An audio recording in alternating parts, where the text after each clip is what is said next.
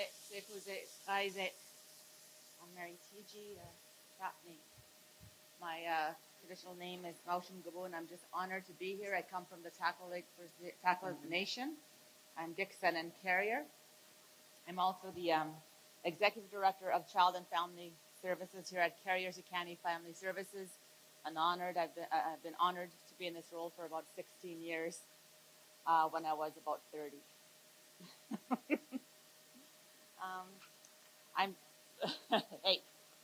I'm going to, first of all, I just wanted again to acknowledge the territory that we're on, Mussi, for being here.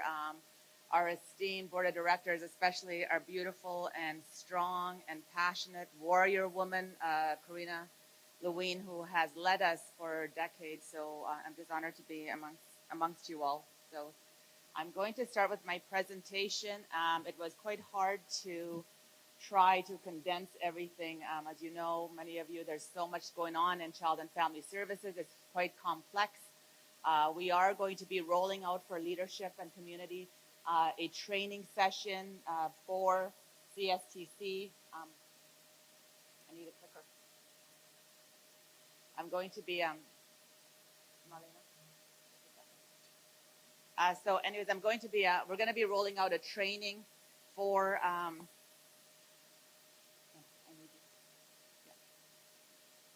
going to get Amy to click. This is my Vanna White right tonight.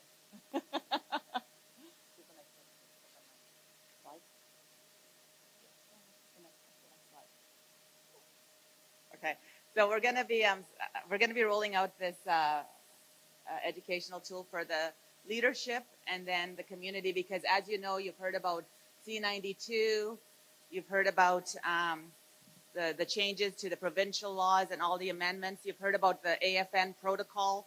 And what we're going to do is just put it in a nice package and make it like easy readable so that you're all up to date.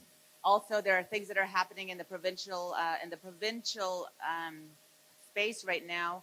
There's a tripartite working group that is established between First Nations, the province, and the federal government to look how we're going to implement C92 and how we're going to transition into assuming our own jurisdiction in child and family. So it is quite exciting times. So I'm going to start with my PowerPoint right now. I want to just, first of all, I'm going to be talking about where we have been. And so 30 years ago, as you know, at the time, there were an increased number of children going into care. And there were a few ladies and elders that came together out of psychas, really, and said, we're not going to have this happen anymore. Enough is enough. So they are the ones that established one of the first community-based teams. Our own leader, Mabel Louie, at the time was taking social work. So she had come back to community and was helping the community. And that community-based team was phenomenal. They said, no, absolutely no more children are going to be leaving. I think Mabel had said it in less than a year, there was about 20 children that had been removed from psychas. And that really started, that was the seed that started the Northern Native Family Services and people talking about that we need our own jurisdiction. We need our own say in children. Nationally, what was occurring, the chiefs themselves as well and elders were saying, oh no, we need our own jurisdiction, we need say, because if you recall, the fiduciary obligation for Indigenous people rests with the federal government, except in the realm of child and family services. This was transferred over to the province. When that occurred, there was an increased number of children going into care. Before that, before anything ever happened within child and family, before there was a child and family service program, there was only the Indian agents that would take the children and put them into residential school, and then came the Provincial Act, and again the children in care increased. So that was decades ago. So 30 years ago, CSFS was one of the leaders, and they said, well, we want to be a part, like we want to be able to make decisions. So at the time, nationally, all the chiefs were saying we need something to have a say, and this is how the delegated agencies came to be. It was a fight from chiefs, from leaders, to say we've had enough, And so what happened is Carrier Sekani Family Services, back then, Northern Native Family Services, they said, well, we want to do this as well. And so the very young Warner Adam and the late Perry Shawana went across the country to say, what is the best way to do this? And what they found was brilliant, was that child and family and health had to be together, and legal had to be together. And so from there embarked Carrier Sekani Family Services with the vision, always a vision, that with the guidance of our ancestors, we will be self-determining in health, in social and legal services. And how exciting now, 30 years later, that we're actually talking about building our own laws, breathing life into our own traditional laws, and we're at that day. So where we have been, again, it's, there was inequitable funding over the last, since I started. I remember when I started in this role, we weren't able to pay the social workers on par with the ministry.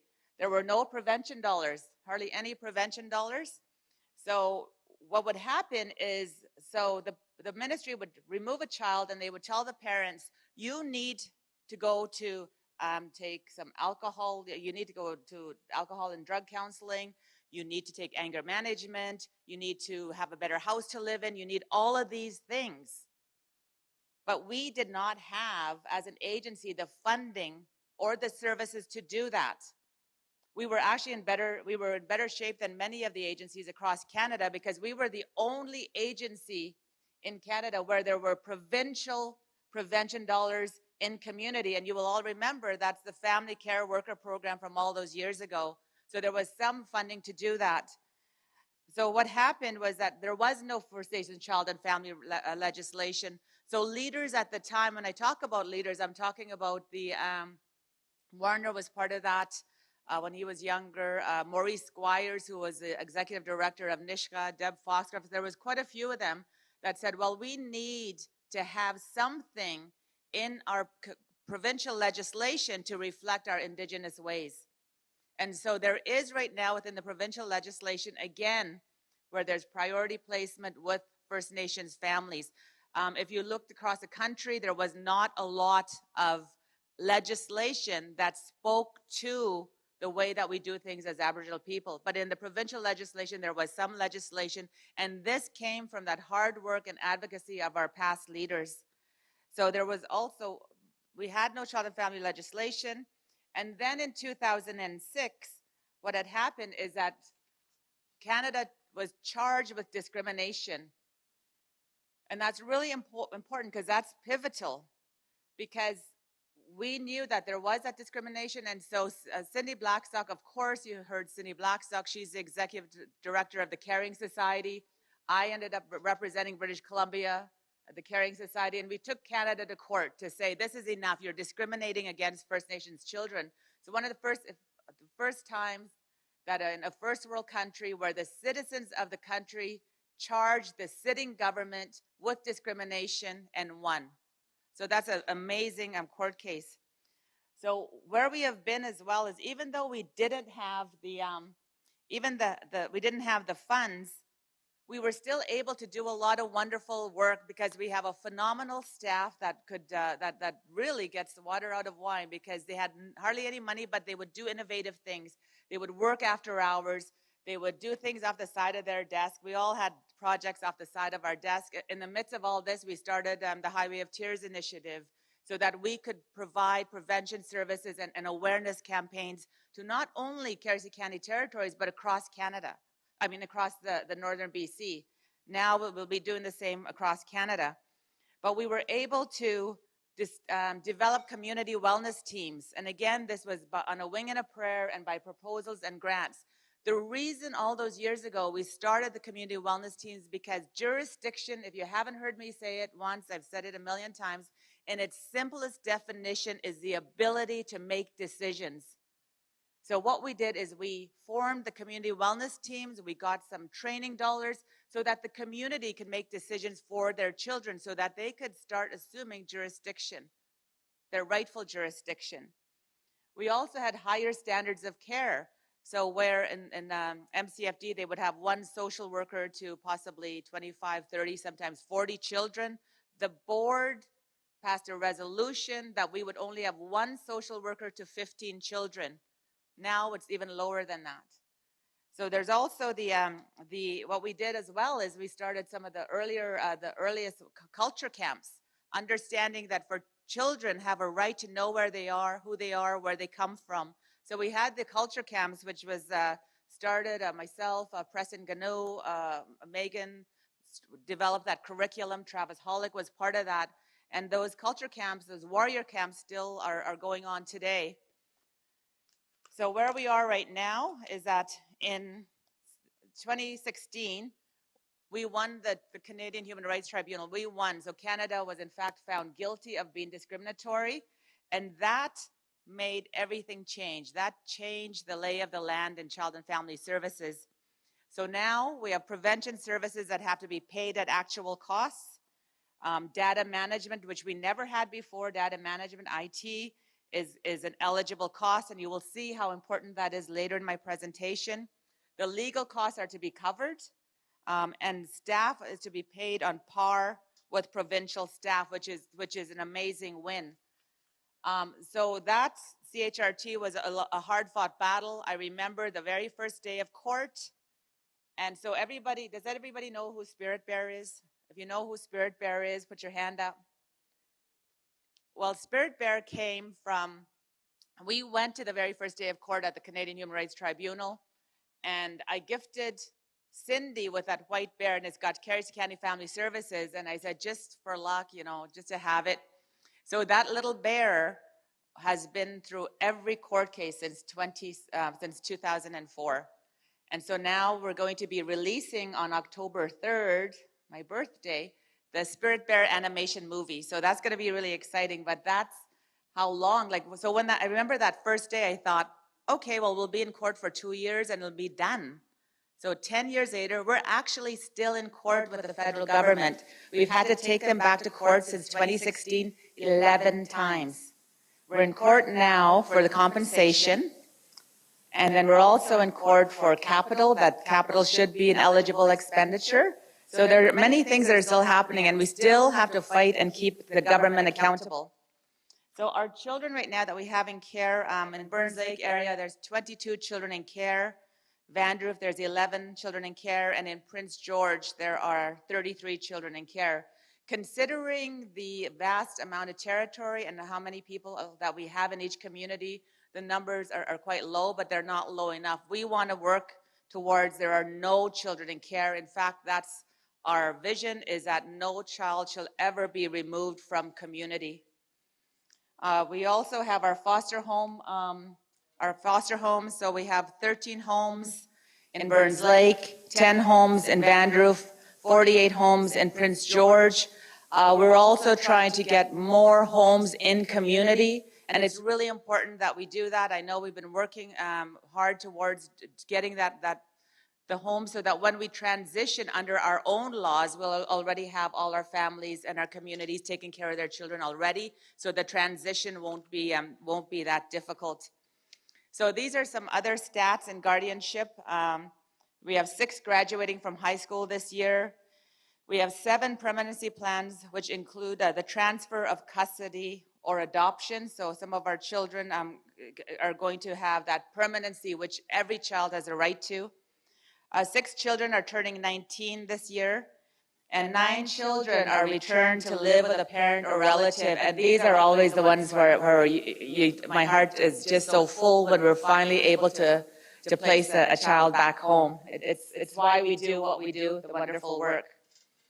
We also have youth services, and when I talk about earlier when we had no prevention dollars, we didn't have youth service dollars. All the youth services we were able to provide was from proposals or from the university. We did some research grants. If you recall, we did a youth suicide research. So from that youth suicide research, we were able to fund our camps, because what we had really articulated in that research project is that if a child knew who they were and had a strong cultural strong cultural bases, they were least likely to engage in high-risk activity. So then we were able to have those youth camps, and that's how we started them. So our youth services supports youth ages 8 to 29 in Prince George, Vandorf, and Burns Lake, and it's really important that we put the age at 29. We also had to do that because when children age out of care, they're still just babies. They're 19 years old. They still need that support. And even our healthy youth that are now the millennial generation, a lot of them are back at home or still living at home in their 20s. So how much more support does our children that we're raising here need after they've reached the age of majority? So what we're doing is that we provide life skills to our youth.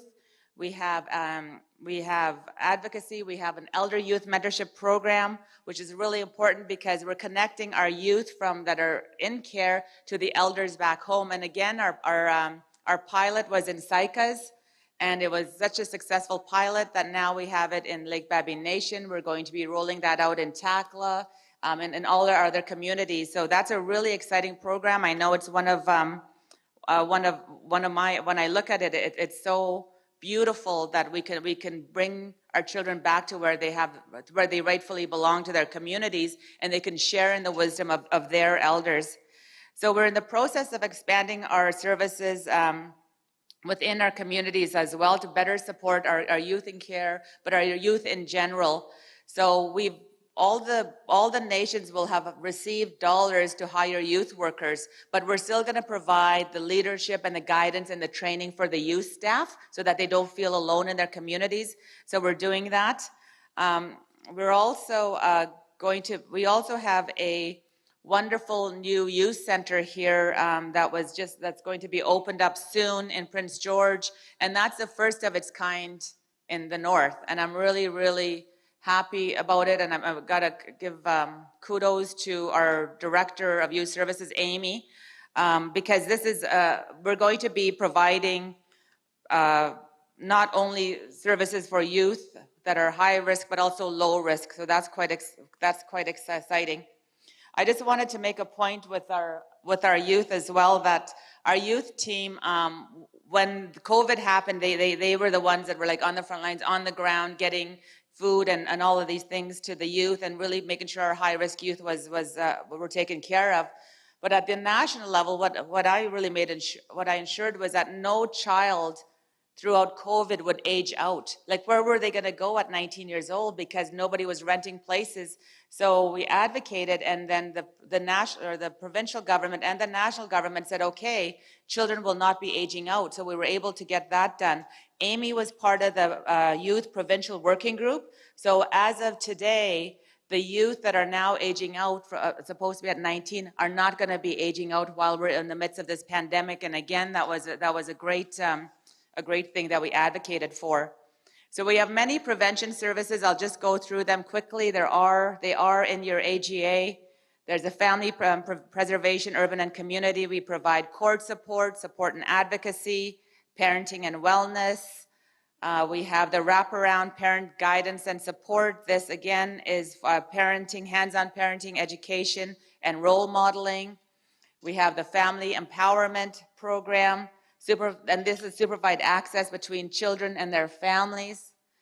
We have the community linkages and CSFS housing, and I think that's a great thing. One of the expanded mandates that we have at CSFS is to include housing, which was a wonderful thing that the board did, because many of our families that are living in poverty, housing is an issue. Our children that are aging out, housing is an issue, so we're able to try to get housing for the most vulnerable. So we have some prevention highlights. 2 staff received their diplomas in Indigenous Human Services. We have new groups in the urban family preservation. We have grief and loss for adults. We have some new groups in the peace program, which is grief and loss for children. And again, that's the only program of its kind anywhere where it's a First Nations focused, Indigenous based grief and loss program for children. Nowhere else do they have that. So we're sort of a pilot and leading the way. We also have the culture program, We'll get to the culture program. So that's one thing that all of the elders in the communities consistently ask for is a culture program. So we have Geraldine Fleur who's managing that. We're going to be hiring cultural support workers that's going to be helping and assisting the community wellness teams and helping the communities themselves. If they want to do some cultural activities, we'll be able to work with them to do that. We have a community service delivery plan that each nation, that we worked with each nation to have those community service delivery plan. And this is based on the community needs.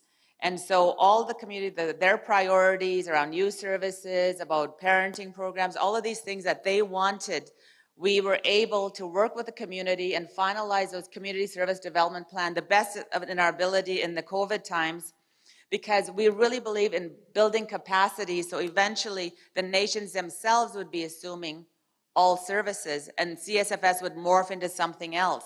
So we're laying the foundation. So we have rolled out over $5.2 million to go out to each of the communities to hire their own family preservation workers, their own youth workers, to provide their own activities. But we're still gonna be with you. We're not just gonna say, here you go. We're actually still gonna be there. We're gonna have staff to support you. We're still gonna have the social workers. It's exciting times. We also have the Heart House out in Lake Babine Nation, and that is a safe home for all people in the north. And this is, again, it was a dream all those years ago when I first started in this role, that we would have a clan house or some type of safe house in each community. So it took us quite a few years, but we were finally able to get 1 of 5 safe homes in Canada. And so we definitely know there was a increase in domestic violence throughout our territory.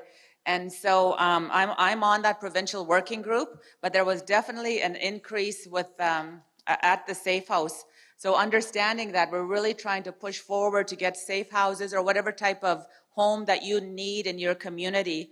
Once we get the capital directive, we'll be able to develop more of those initiatives in community. I'm going to go to the graduation, CSFS. And so we had, so all those years ago, we always wanted capacity in our community, our own social workers. So what we did is we established a good partnership with NVIT, and we had the Indigenous Human Services. We just had the graduation just recently, just 8 graduates. And on the day of their graduation, it was kind of exciting because we got the approval to actually be able to provide the Bachelor of Social Work program in Vanderhoof. And this is exciting because it's never been done in Canada. It's a cohort and it's a distance education, and as if we would accept no for an answer. So we did whatever we needed to do. So I'm really excited that we'll have our own Bachelor of Social Work program here in the North.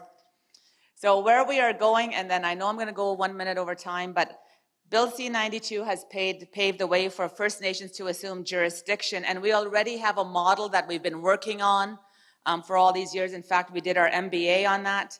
We're going to be having community engagements, and we're also going to really work hard on the community wellness team to be established in each community. So we're waiting for the chiefs in the community to decide who's going to be on their community wellness teams. We also have an honorarium to pay those community wellness team members because, again, remember, they're going to be key to making decisions and recommendations for your child and families. So, and that's really important.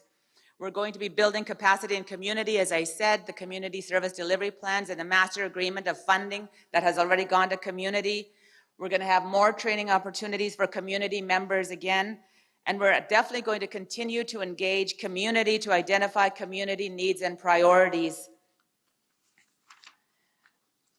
We're also, what we're doing as well is that because I'm part of the National Advisory Committee on Child and Family Services for Canada, the NAC, I represent BC in that. We've been working all these years to develop a performance framework.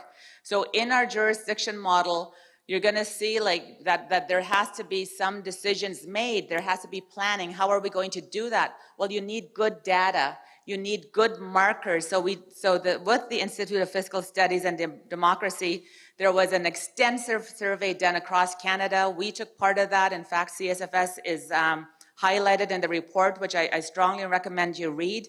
And this is, how do we know how well our communities are doing? Are the services that we are providing, are they working? Or is there something else that we need to do? So we need data to paint that picture.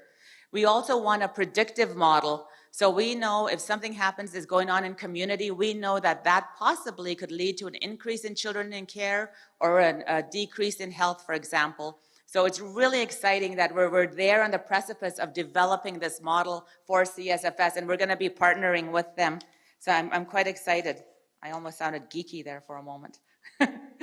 So where we are going as well, this is really important. Again, the foundation of jurisdiction, the legal services. So we are going to be, we're just in the process of hiring our first lawyer. We're looking to hire an executive director of legal services. Again, don't forget the vision of the elders to be self-determining in health, social, and legal. So now we're at the place where we're going to be hiring our own lawyers and having our own executive director. And so I'm so excited about that. Again, we want to be able to represent the best interests of the Carrier Sekani child. So I have the last slide, and before that, I just wanted to acknowledge again my management, Warner, and my staff for the amazing job. I have an amazing team of directors and staff. We wouldn't be at this place today where I can stand up here proudly had it not been for the wonderful, heart-wrenching, dedicated work of my staff. So I'm leaving you with this quote. I dream of a day when I only have to read about the impacts of residential school, not have to live it. And this is a 12-year-old youth that said that. It is incumbent on each and every one of us to make that day a reality.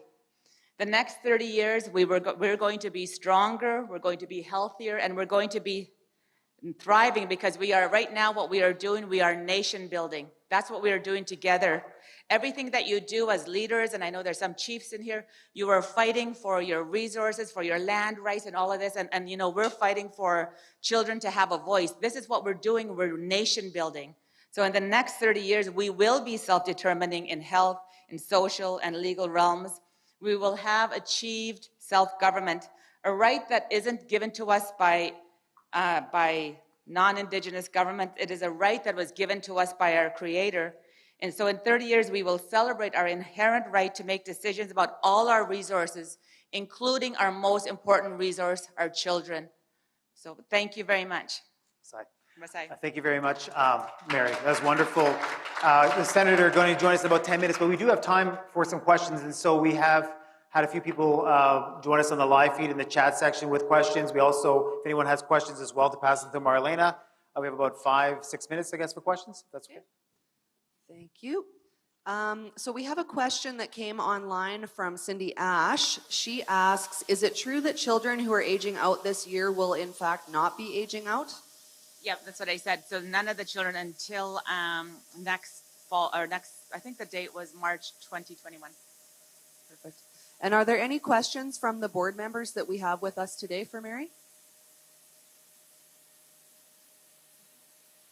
All right. We have one more question. I think you might have touched on it in your speech, but if you could just touch on it again. Jackie asked about services that are available for children living on reserve lands. We have guardianship services for children. We have cultural services. We have all the services that we are providing now within the office were removed. They are going to be in First Nations communities. So we have mentorship, we have mental health, we have therapeutic mental health services for our children. We have one-on-one therapy for our children. We also have the Elder Youth Mentorship Program as well. That's where our youth and our elders are getting back together. The cultural program. Our staff, our guardianship staff as well. Again, it is one social worker to 8 children, but sometimes it's lower. It can be lower if the children have special needs. We also have, of course, all the special needs services for our children. So when you look in our AGA report, you'll see all those services. I just wanted to mention this, that when I was traveling throughout Canada a little while ago, there is really no other agencies such as ours. So when we talk about holistic well-being, we have all the services within that all our youth or all our children in the communities. They also, of course, have access to all the health care that we have. We have about 8 doctors that work for us, 17 specialists. We have psychologists, children's psychiatrists that we have access to, where a lot of children that are non-Indigenous don't have that. So we're doing really well when it comes to that. We still have a long way to go, but we're doing really well. Mary, could you just explain the community service delivery plans that we developed with community? Yeah. Maybe, I think you have 3 minutes left. Yeah, yes, 3 minutes. I talk fast. 3:30. So the community service delivery plan came out of, we wanted to ensure that the community, whatever we were doing, because we knew we were going to win the court case, I knew. So we started community engagement quite a while ago. We got a little pot of money, and so what we did is we went to all the communities and had little focus groups and community engagement sessions and asked them just a few key questions, like what could we have done? What could have been done to keep your child in care, or to keep your child out of care, for example? That was one of the questions. What does your community need to keep children and families safe? Things like that. And from that, we developed sort of a model of care. And then we went further. We started having the more community consultations. We talked with some of the chief and councils or their representative, the frontline staff. And don't forget, all these years, and some of you who work for CSFS will know that we used to have that frontline worker training, which Mabel used to have. And from that, each community would say what their priority. So we had all of that information. We had some more research, and from that was the community service delivery plan. What we had hoped to do was do another round of community engagements just to ratify and solidify, and if somebody forgot something. But of course, COVID occurred. So what we ended up doing is that each of my staff took a community, and if there was any community, and like some communities had community safety plans, they had different plans and community health plans, and we incorporated that into our community service delivery plan.